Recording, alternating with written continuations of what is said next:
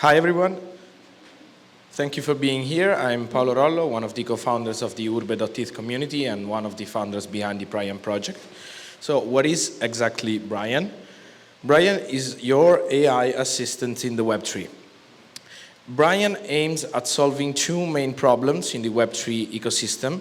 The first one is the knowledge fragmentation, which means that when you try to search information, documentation, code about something in the Web3 world, you have all this data which is scattered, is not in the same place, and often you find yourself lost when you need to find a solution.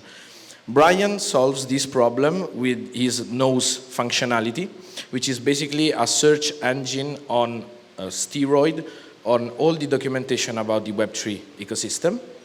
And then the second problem that Brian tries to solve and solves is the user experience problem. When users want to try and interact with different protocols in the Web3 ecosystem, they find themselves lost in a lot of parameters they need to put in, and maybe they don't know the project and so on and so forth, or also helps people that perform the same tasks every day.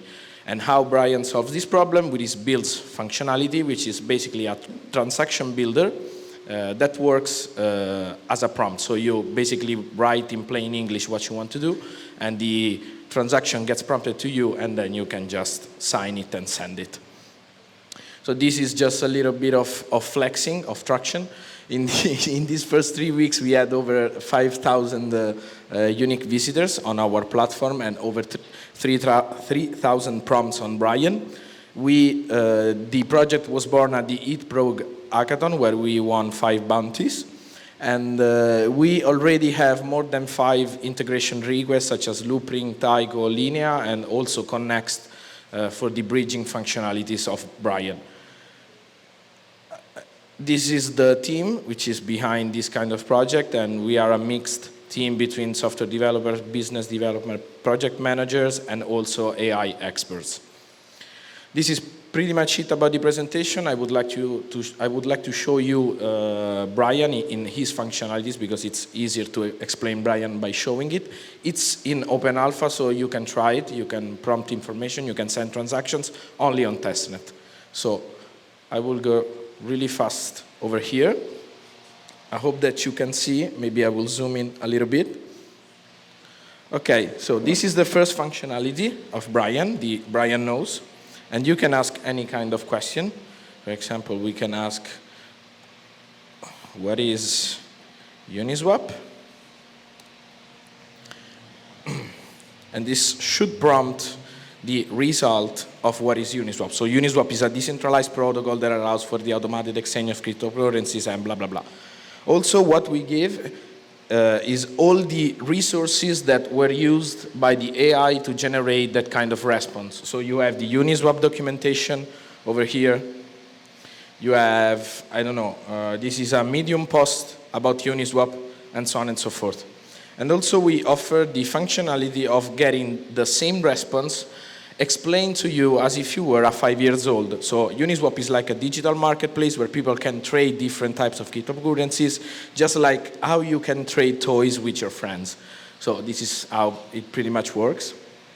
And that was the first functionality. The second one is the builds.